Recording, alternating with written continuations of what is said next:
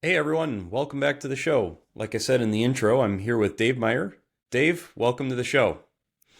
Thanks for having me, Ben. Yeah, I'm really looking forward to the conversation today. Really appreciate your time. I think the best place for us to start in the conversation is to maybe get a little bit of your background. I'd love to hear how you got into power and what brought you to Glencoe Light and Power. Uh, I started in going to line school in Wadena in 1987, 88. Worked on power lines, worked at a number of different utilities throughout the last 30 plus years, and got the opportunity to come and be the general manager in Glencoe back in 2010. So my family and I moved here and took on this endeavor. Awesome. So being the general manager, can you touch on some of the responsibilities that you have at Glencoe? Uh, Glencoe Light Power is a municipal electric utility. We have around 2,700 customers. There's 14 full-time people here, including myself. We have line workers, we have generation operators, and we have our customer service, our office staff. And our responsibilities here, at least the way I look at it, is to provide the most reliable and affordable power we can to the customers of Glencoe Light and Power. Sure. And that actually brings up kind of an interesting question or something that I'm interested in is, when Glencoe is looking at providing the power and you operating as a business, do you guys have kind of cut and dry growth targets? Just you standard companies have growth targets. They want to grow by X percent. Do you guys have targets like that, or you guys view growth differently? I guess I personally view growth differently for a municipal utility.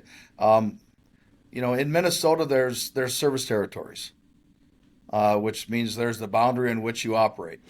If you live within the geographical boundaries of Glencoe Light and Power Service Territory, then you buy your power from us.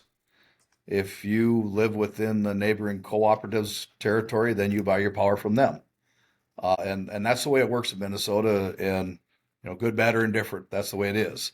So as a municipal electric utility, we grow, well, quite frankly, as fast as our town grows. If people or industry are moving into town, then we grow and accommodate that. And if people or industry are moving out of town, then we would get smaller. Uh, Sure. And yeah, just on the subject of, if that were the case of getting smaller, that you guys are unique being a municipal because you guys are sourcing your power, correct? That you're not generating the power that you're providing. well, we have generation capabilities here. We have significant generation capabilities here, but they're deemed as standby generation. We do not use them on a daily basis. We'll use them in a case of emergency or in cases of supporting the grid. Uh, the bulk of our power comes via contracts or buying on the real time or day ahead market. Us, along with 11 other cities, are members of Compass, Central Municipal Power Agency and Services, which is it's called a joint action agency. And that joint action agency's responsibilities are to its members is to uh, put out RFPs, request power contracts, look for power contracts that we can enter into that best suit the needs of each of our individual entities. Yeah, see that side of it's so unique. I mean, when you think about Minnesota Power, and I born and raised here, so I'm used to the XL energies of the world, and Yep. but I also spent a year and a half down in Dallas, Texas, where it's unregulated, and I mean, you can go and get, as a resident, I could go and get like 6 months worth of power at one company at one rate. And then when that ended, go and get a different rate. So, when you think of Minnesota, you think, well, it's just they tell me what the power rate is and that's what it is. But what's fascinating is you guys on the back end are sourcing different contracts, different cost rates, different things like that. Am I understanding that right? Is that how that works? Well, we are, and the members of our agency are. So I don't want to speak for XL or Minnesota Sure, Power or sure. any of the co-ops, but XL Energy is a very large G&T, a generation and transmission. They own generation assets, they own transmission assets, and they own the distribution assets go to the homes. So, GRE is regulated by the Public Utilities Commission, and they establish their rates based on, presumably what their costs are, just like any other utility does.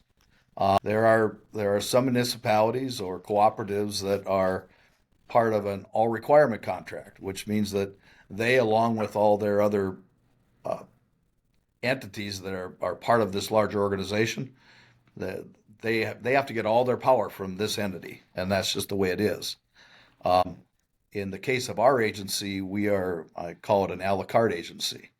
If um, if the folks at our agency go and do an RFP for X amount of power, uh, they'll pull the members and say who maybe has a flavor for some of this energy, who has a need for this in their portfolio, and then they will go and find out pricing on that, and then we, the 12 individual members of this joint action agency, determine if we want to take a part of that as a contract that we enter into long term. In the case of Glencoe, without going into details, we have a pretty diverse portfolio through our power agency. We do have a small amount of energy that we've contracted long term that is coming from a newer coal plant. We have energy that is coming from wind farms. We have energy that is coming from a renewable methane gas plant from a landfill gas. We also purchase power or the agency schedules and purchases power on the day ahead in the real time market for us. And I think that diverse portfolio really helps us to keep our costs lower. Sure. I would imagine. And again, for me personally, that's very eye opening to hear that broad of a mix for the generation and for the source of the power. Um, when looking at your own power sourcing, is volume working in your favor? So let's just say you have your own customers that you grow your customer base. You have a big manufacturing plant come to town. You have a pretty big growth in volume for electrical needs. Is that going to help with the overall power rate that you get? It's volume based, like rebating, I guess, in a different world. But do you guys get discounts or cheaper electrical rates for larger volume?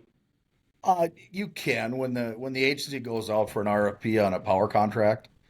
There's times that the agency has worked in conjunction with other outside entities to create a bigger deal that's more attractive to that generating facility that's looking to sell that power. So we can do things like that. So there can be some economies in scale. Uh, and again, the scale is going to vary depending on who has the excess that they're willing to sell and how much they have. Sure. So it's I wish I was smart enough to explain it to you a lot better than I am right now. It's an interesting thing, and it's just ever changing. And we're fortunate. I mean, me and the colleagues in our agency, we keep an eye on this stuff, but we also have the folks in our agency that are watching it closely for us too. Yeah, and you're doing a great job explaining it to me. I mean, that this all, I'm tracking. This all makes sense. So I guess kind of in that same thread of the large load customers. One of the things that I hear and that being in the Bitcoin mining space that you hear a lot is, well, larger loads are more attractive for a power company. Can you maybe talk to that a little bit? Well, you can use the term larger loads are more attractive, but actually, what's really attractive to a power company is steady loads. And I've thought about this because Ben, you and I talked a little bit before this program, and I've been trying to think of an analogy that Okay. is kind of simplistic, just because it's a tough concept to understand. But load factor is a term in our industry, and load factor is basically how much your peak is in any given year compared to how much you actually use, or how much your peak is in any given month. Because when infrastructure gets built to feed something, it has to get built big enough to handle the peak, even though you'll seldom use it. So you go buy that 7-passenger SUV because one time a year you take 7 people to a Vikings game, but the rest of the year it's you and your spouse driving around, and Okay. That's a occasionally great somebody in the analogy. back. Yeah. You know, Yeah. so you went and bought this $80,000 SUV because one time a year you got to transport 7 people, but the vast majority of the time you're only transporting two. Whereas if you bought that thing and year round you transported 7 people in it, you're maximizing that investment.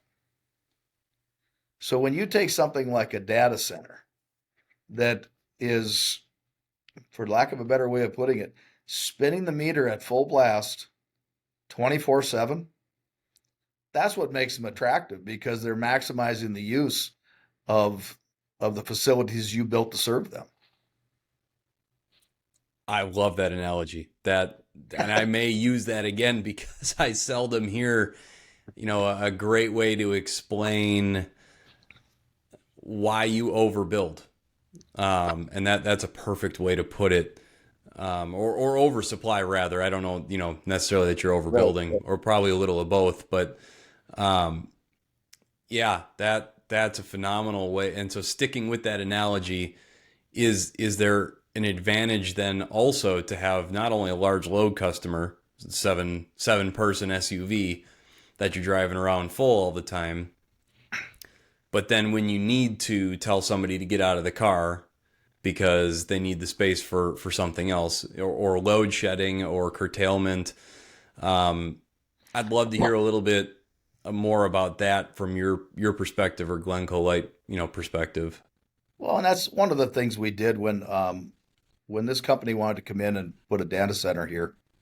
Um, you know, we examined a number of things, and probably the very first thing in the conversation we had between my commissioners and I, as far as attempting to establish a rate for this classification of customer, um, and determining to take this task on or not, was we wanted to make sure that it would in no way affect adversely affect the reliability or the costs to our existing customers. And that's a promise we made Mm-hmm. to ourselves right up front. And we have not had an adverse impact financially or reliability wise with our customers, and we won't. And I'm very confident of that. And if it wasn't for that, we wouldn't have, you know, taken on this endeavor. Yeah, and this is perfect lead in because I wanted to ask you quite a bit about, so Glencoe Light and Power took on a Bitcoin mining company as a customer. And so I'd love to hear how that conversation started. So like you just said, you guys, your number one priority was protect your existing customer base and not have anything happen to that. But how did the conversation start? You I started working, had conversations with a different company, I don't know, 2.5 years ago, and trying to find out if we could make something work for them. Because at the end of the day, they're looking for a rate, uh, and because that's the bulk of their costs are their energy costs. Yep. So if they can't find an inexpensive rate, then they can't make their product work. So we sat down and had those conversations and talked about what kind of rate structure we come up with. Um, in every electric utility out there that I'm aware of, they have different rate categories. They have different classifications of customers. You don't build a rate for an individual customer. You build a rate for a rate class. You have your residential class customers, you have your small commercial customers, you have your large commercial, you might have your small industrial, large industrial. It all varies with the utility, but each utility will have their classifications of customers, Sure. and and whoever that customer is, whatever category they fall in, that's the rate they pay. So we did not have a rate established for a what we've termed a large power rate tariff customer. So we explored that to find out what it would cost us to serve them and what we would need in margins to continue to serve them adequately. And we came up with a large power rate. And any customer that meets the criteria of a 90% plus load factor and a minimum of a 2 megawatt load would fall into that category. And so now you have this established bracket Yep. that a customer can fall into. Yep. And if the next company comes in and we are able to serve them and they fall into that category, then that's the rate that they would be served under. Just like any other customer that comes in, if a large retail store wanted to come in, if their load characteristics put them in a large commercial rate, then that's what they'd be charged. There, you, we can't build a special rate for a special individual customer. You can only have rate classifications. Yeah, that for me that makes sense. I'd love to hear a little bit more about, is that because of the regulations in Minnesota? Because I asked that because having had conversations with some other power companies, it sounds like, the regulatory work to establish those types of rates take some time. I'd love to hear if that was the case for you guys, or Well, we spent a fair amount of time looking to establish this rate, and yes, it is the rules we have to abide by. And I'm actually happy to abide by those because the last thing you want is your customers pointing fingers at each other saying, well, how come you get this and how come he gets this? And because that isn't fair anyway. yeah, Yeah. it definitely keeps the playing field level. Yeah, And that's the intent of it. And I think it's a good intent. yeah. Wow. So 2 years ago they approached you. That's pretty cool to hear that, because again, I don't think the narrative out there is that the power companies were having these conversations. Uh, It you was know, probably over 2 years ago, to be honest with you. The first conversations I had with this. Somewhere and in the how are back of my mind, somebody put it in my head that we should have a data center here. So I've let that float around in the back of my mind for a number of years. And honestly, the opportunity to pursue something like this or to look at something like this just kind of it landed in my lap because of a colleague of mine in a meeting he was in, and I started visiting with a potential customer to see if we could make something work. And I really enjoyed the people. I really enjoyed those folks, but unfortunately, we weren't able to make something work. And and all of a sudden, this customer contacted me. Uh, and we started having a conversation, and we developed a really nice relationship. We talked about things. Both entities very upfront with each other on the costs and the realities of the business and things of that. And it's gone well. that's great to hear. Yeah, I'm glad to hear that. When looking at the infrastructure, did you guys have to upgrade your infrastructure or get new infrastructure in place for something like that? Well, we were kind of fortunate. I We owned a piece of land immediately next to our substation, so we were able to dedicate a feeder straight out of our substation and feed them right next door to it. So Wow, that's one of the reasons that I kind of looked into this because I was kind of aware of that land and thought that it might work out well. Um, sure. it's a cool undertaking. I believe that not positive, but I believe that Glencoe has the first data mining operation of this size in Minnesota that I'm aware of. there's data centers, the cloud and stuff like that. But I think this is the first one, and I think it's kind of neat. Yeah, that's very cool. We have like your traditional data centers up here in the Twin Cities, but none like that. Not, or at least not that I'm aware of. There may be some out there, but um, yeah, it's very cool and very very interesting. How are those conversations going now? I don't have people reached out even more, or have you not heard from anybody else since then? I've had a couple people reach out. There's some other utilities in the state that are working with potential customers now, trying to establish some stuff. I believe there's some work going on up in Brainerd but I'm not sure where it's at. It's not something I've been tracking. Um, I'll get an occasional call, but now you get into a rate where Bitcoin's dropped off a little bit in price, and I think folks are a little less excited about it. But you don't Sure. know what's going to happen in the next week or month. Things of that nature. So that's something to be cognizant of too. At least you know, for me sitting and looking at it, I have to take a look and watch what's happening with it because it's a customer that's using a fair amount of power, which means it's a lot of money. So it's a lot of money sitting out there in limbo. Sure, sure, and with that, and this might be like again going back to like the time in Texas where people are future buying power. Are these customers buying power in advance from you guys, or is that not part of that arrangement? Currently, they're scheduling their power on the day ahead market. So they're buying it literally off the market. And if you want to know what the Oh, market price is, go to MISO's website, the Midwest Independent System Operator and or Mid-Continent, which MISO, and go to their website and look up the LMP prices, and you can see what the prices are at MinHub, just like I can.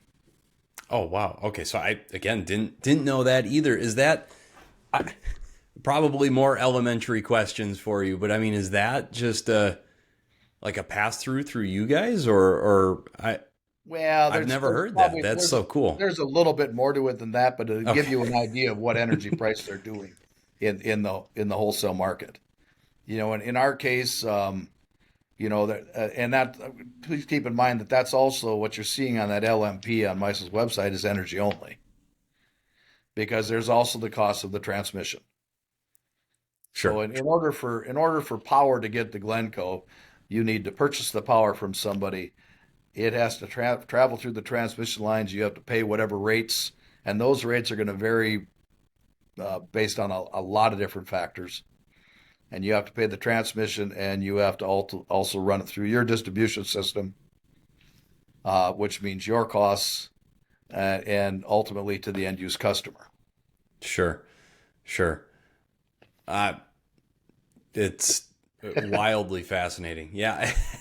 Well, That's I and what it makes me think of is, did they come to you, Dave, and they had this whole thing figured out in terms of like how the power would work and what the rate structure would look like and how they were going to be getting there, or did they come to you and they were kind of asking questions like me?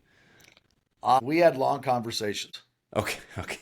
Um, Makes me feel a little better about it And then. and and I would say that, quite frankly, we both learned a lot from those conversations. I mean, I learn about this every day because, please understand, when I came here to this utility in 2010, I came from an all requirements agency. My previous community was all requirements. So I came here, and the thought of being able to pick and choose which contracts we could or not participate in, that was Greek to me. Sure. Uh, so I had to learn on the fast track, and I was fortunate. I had some colleagues that were very helpful, and I spent a lot of time, and I'll tell you, my head still spins on this thing at times. And Sure. I turn around and I talk to these guys that know exponentially more than me, and I'm just amazed at the knowledge they have, and all you can do is just try and take it in and add to yours. Yeah, and that, as you can tell, is also one of the things, but a little bit selfishly on this show is what I'm trying to do soak in information and learn and just try to dissect some of these conversations that are happening with the Glencoes of the world and I find that so fascinating to hear how that all comes together. It's a fun industry. If I ever get bored in this industry, it'll be the time to leave, and I think I'm gonna be too old and leave because of that, not because I'm bored with it. It's exciting. There's just something new every day.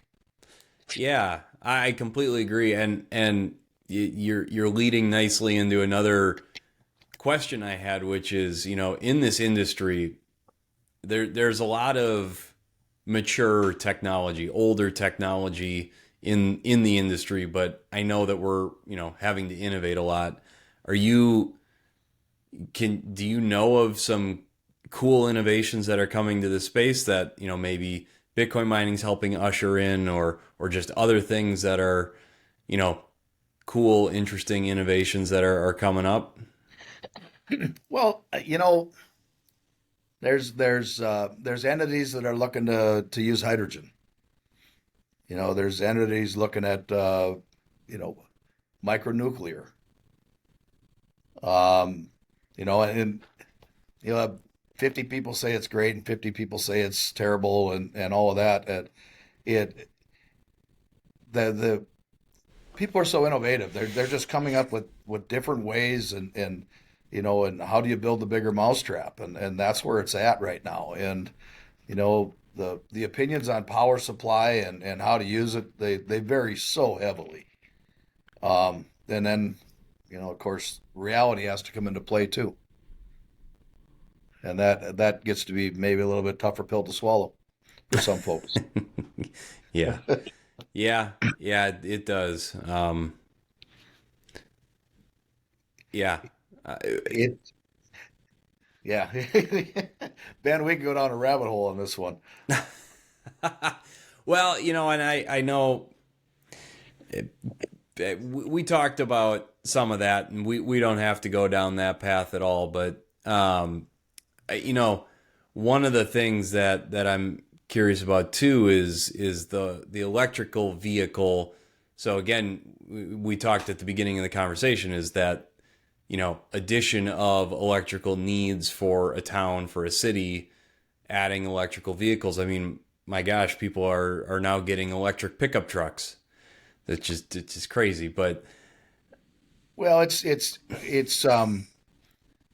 changing the potential infrastructure needs that we have. And to give you an example, if you take a 1 block square area and all the homes there are heated by natural gas, which is hmm pretty common. Okay, so they're all heated by natural gas, and you maybe set a 25 kVA transformer out there, and I know people may or may not understand what that means, but I'll get to that. If you set a 25 kVA transformer out there, and maybe you're feeding 4 homes out of it, and it handles it just fine. Now yep, you turn around and one or two of those homes, all of a sudden, they go buy a Ford Lightning, or they go buy their EV, yep, put in their charger at home, and next thing you know, that utility might be going out there and changing that 25 out to a 37 and a half or a 50. Going forward for me, the difference in cost between a 25 and a 37 and a half, it it's almost not enough to bother with anymore, just because of this potential. And and we that talked about, meaning it's almost just more cost efficient for you to go put a 37 and a half out there instead. yeah, you don't want to put, you try and build to the size of what you're serving, because there's also line loss. If you take a really large transformer and set it out there, and it just sits there humming, and we touched on the thing called load factor earlier. Yep, Well, and all of a sudden that transformer is running at a 20% load factor. You've got a lot of line loss just in that transformer sitting there humming and doing nothing. And line loss isn't recovered by anybody. It's just lost electricity. yeah, Uh, so it doesn't pay to do that. So you try and build to that size, but boy, all of a sudden these EVs come in, and boy, you wish they were bigger. I see And what you're saying. Yeah. Yep. EVs are coming. I mean, that's the push. That's the big thing right now. They're coming. The availability of them is still down pretty good. I don't think you can just walk into a lot and buy one tomorrow like you No. could, some other vehicles, but it's coming. And I don't think it's a bad thing, but it's stuff that we have to be cognizant of this in this industry. Sure. Um, yeah, absolutely. And I see what you mean now by putting something too big out there. Yeah, it's a really fine dance. You don't want to put a big transformer out there and hope that a year or two or three, everybody on that block gets an electric vehicle. And then in reality, only two homes get an EV, and then what do you do? You've got a lot of waste there. Yeah. Well, you go out there and you change the transformer out, and then you also hope that when that customer built the service to their home, that they Yeah. built the service large enough. Yeah. Yeah. Otherwise, they're building a new service to their home at their cost. So there's a lot to it. Yeah. And I wonder, and this is just kind of a brainstormy thought is, what is the thought around, okay, put the bigger transformer out there, kind of like I said, in hopes that the whole block gets an electric vehicle or the thinking is that eventually they will.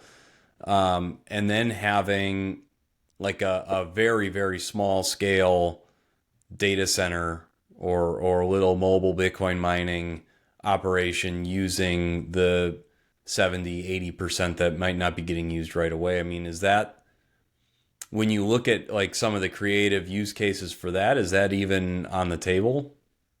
Or have you even Uh, thought? I would say likely not, just simply because the the wires coming out of that transformer are only hitting four homes. So you'd have to put that micro data center right next to those four homes, or something like that. You see what I mean? Yeah, noise. Well, not just noise, but just space, or the desire to somebody to put it in there, because that transformer needs to be at least in reasonable proximity to the load it's serving. So I mean, Sure. if you think about it, you got the transformer on the pole, and you got four sets of wires going to four different homes. So that's the area that transformer can serve. You can add another wire to it if you put a bigger transformer up there, but you have to have the property, you have to have, the space and desire of somebody to be there. Otherwise, it's really it'd be difficult to plan for something like that. Sure. Sure. Yeah. And I a lot of the reason I ask about that is I think the Bitcoin mining community kind of ends up in this echo chamber, for a lack of a better way to put it, where all these ideas sound so great when we're talking about them, but then the realities and the appetite at like Glencoe, for example, is a very different story. So it's good to hear that. It's good perspective. Yeah,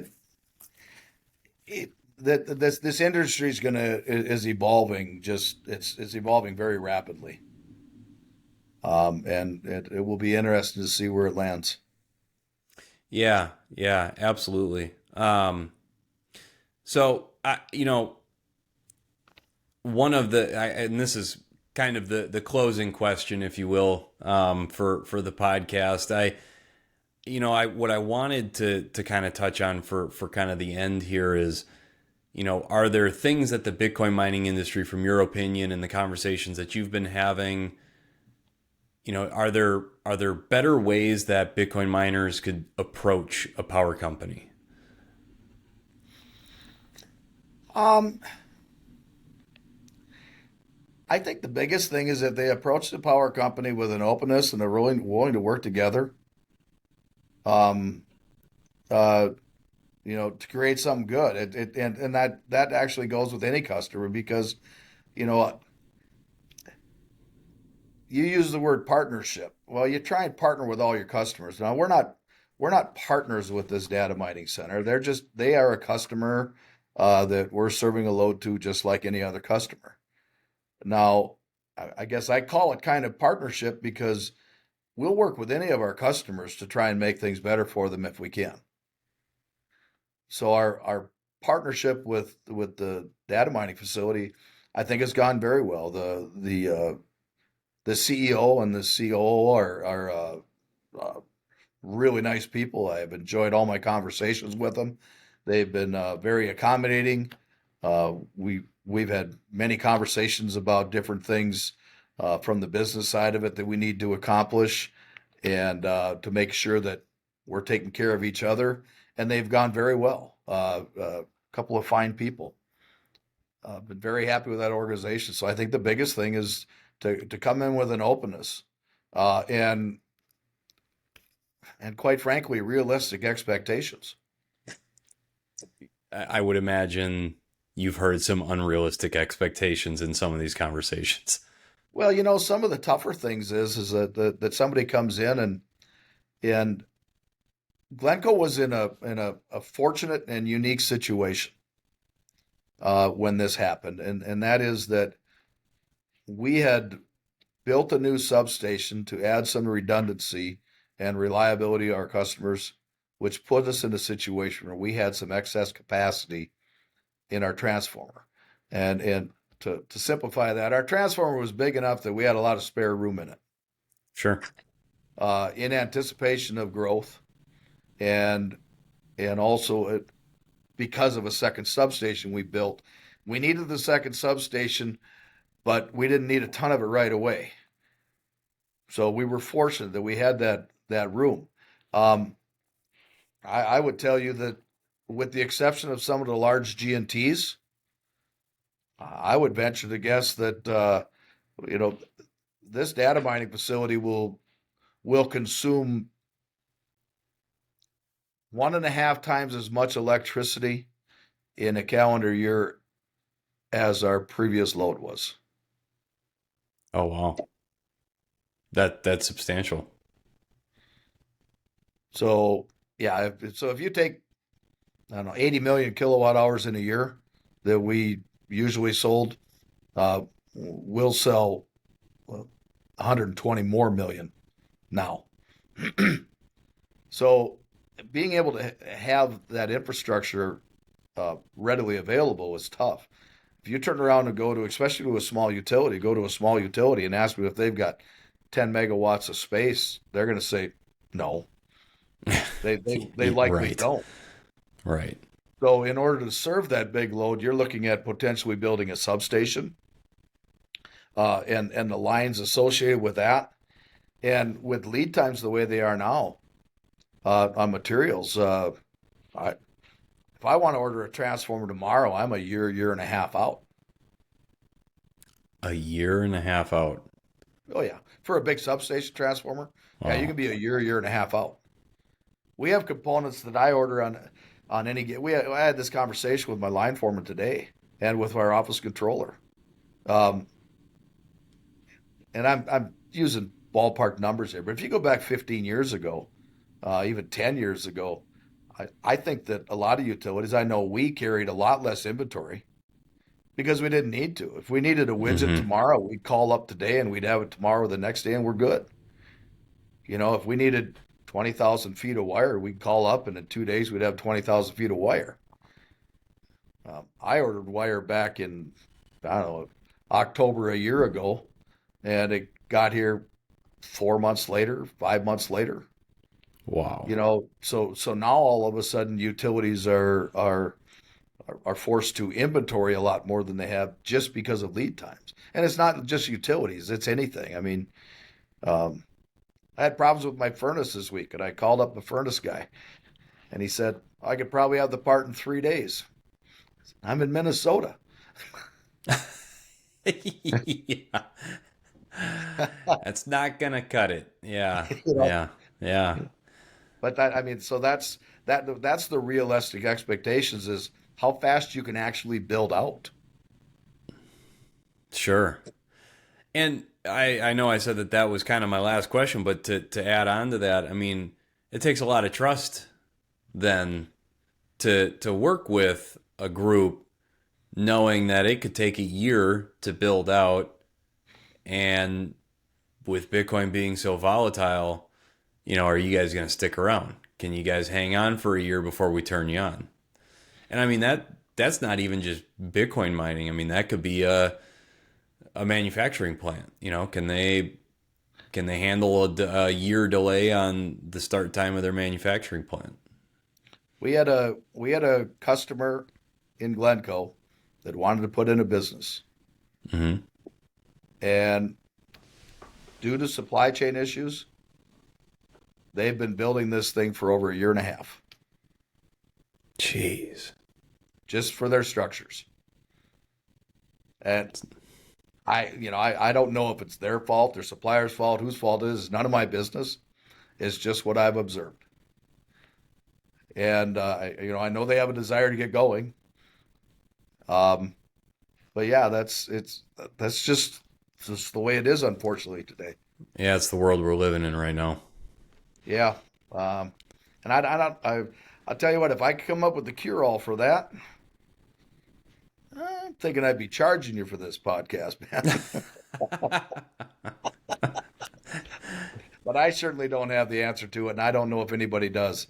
But there's a lot of minds that are looking at it and trying to figure out how we can, Yeah. take care of that issue. Yeah. Yeah. Well, Dave, I really appreciate the conversation today. It's good to hear, how Glencoe views the business model and the business side and the sourcing of power. That's wildly fascinating for me to hear more about that. Being born and raised here and not knowing that type of power sourcing, was how it worked here is that's really cool to hear about that. And then to hear how you guys are working with a pretty large Bitcoin mining company and making that work. It's really cool to hear that. I really appreciate your opinions and your insights, and I appreciate your time. It's been a lot of fun. I like the industry and I like visiting about it. So you take care. All right. Thanks, Dave.